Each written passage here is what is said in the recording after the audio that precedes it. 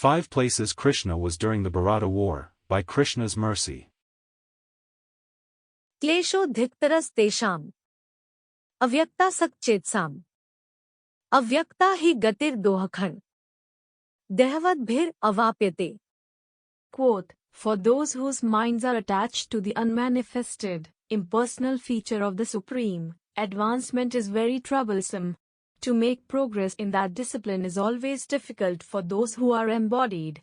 Lord Krishna, Bhagavad-gita, 12.5. 1. Standing before Arjuna.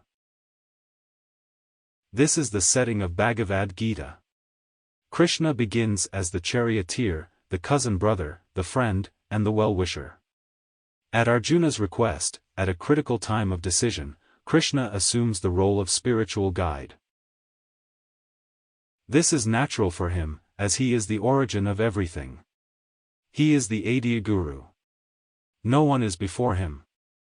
There is no higher truth than him. Everything rests upon him. मत्तः परतरं नान्यत् किंचिद् अस्ति धनंजय मयि सर्वम् इदं प्रोतं सूत्रे मणिगणा इव. Quote, O conqueror of wealth, Arjuna, there is no truth superior to me.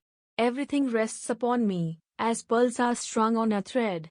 Lord Krishna, Bhagavad-gita, 7. 2. In the mind of Bhishmadeva. A military conflict has events. The 3 time periods apply to the setting of the Bharata war. There is a beginning, a middle, and an end. During the middle period, a revered fighter for the Kaurava was severely wounded. This was Bhishmadeva. Though aligned against Arjuna for that conflict, Bhishma kept Sri Krishna in mind. He was meditating on that charioteer as the final breath approached. Krishna could understand this meditation because he was in the mind of Bhishma. 3. In temples around the world. As the Acharyas explain, ours is not the only universe. Just as the sun is always rising at some place in the world, there is always worship of the Supreme Lord taking place. This means that even during the Bharata war there is puja in honor of Krishna in temples or homes. Bells are ringing. Incense sticks are waving. Devotees are singing. Food is being distributed. Though of a singular identity, Krishna is in all of these places simultaneously. 4. In the spiritual world. The appearance of Krishna in this world is known as an avatara. The literal definition of this Sanskrit word is, one who descends from high to low. High atop a perch at one moment, and down at ground level the next. Though Krishna is an avatara, this does not mean he vacates any post. It is not like the spiritual world is absent his presence. He is not away on a trip. He is always in the Vaikuntha realm, in a variety of manifestations. 5. In the heart of every living entity. The living entities are seated as if on a machine. They consider themselves to be the driver, the animating force. While this is true, there must be the presence of another kind of spirit. Without this spirit, there is nothing. ईश्वरः सर्वभूतानां हृद्देशेऽर्जुन तिष्ठति भ्राम्यन् सर्वभूतानि यंत्रारूढ़ानि माया. Quote, the Supreme Lord is situated in everyone's heart, O Arjuna, and is directing the wanderings of all living entities, who are seated as on a machine, made of the material energy. Lord Krishna, Bhagavad-gita, 18.61. The personal or the impersonal? Worshipping the Saguna or contemplating the Nirguna? Dedicated offerings, on a repeated basis, or internal contemplation incorporated in a lifestyle of strict renunciation, sannyasa? As Krishna explains in Bhagavad-gita, the impersonal path is more difficult for those who are embodied. Any person who is not Brahman realized is essentially embodied.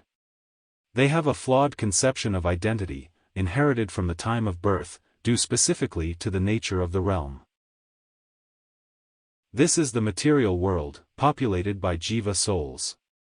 The jivas have the vulnerability to illusion. They are always tied to the Supreme Brahman, but there might only be consciousness of the link on one side.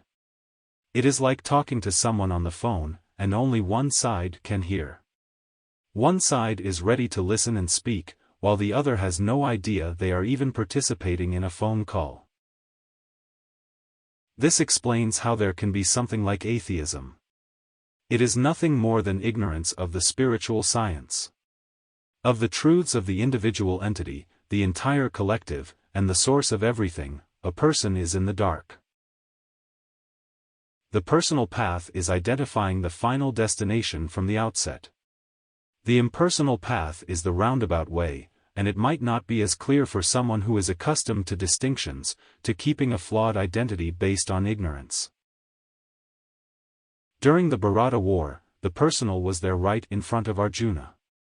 Arjuna did not need to take the extended route since the straight line was unobstructed. He could see and hear from Krishna directly. He could understand divinity in the sense of separation and distinction, Dvaita. There was also Advaita in the sense of cooperation, of working together, in carrying out the interests of the personal God. The impersonal is actually just a concept. Therefore, oversight is lacking.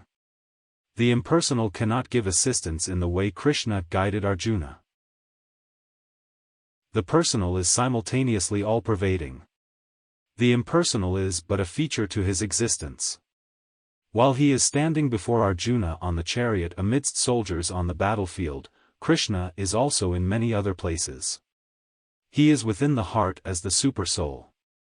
This means that he was equally present within each of the fighters, both with the Pandavas and against them. Krishna is always right there. He is not far away. Worship under the guidance of a spiritual authority is for realizing this presence, for taking advantage of it, and for moving forward in a progressive manner such that there is liberation from the misunderstandings due to ignorance. In closing, standing on chariot to see. But in many places was he. Such as in Bhishma's mind. And in Vaikuntha to find. In heart of even enemy aligned. Well-wisher and kind. But Arjuna direct path for understanding. Upon complete picture landing.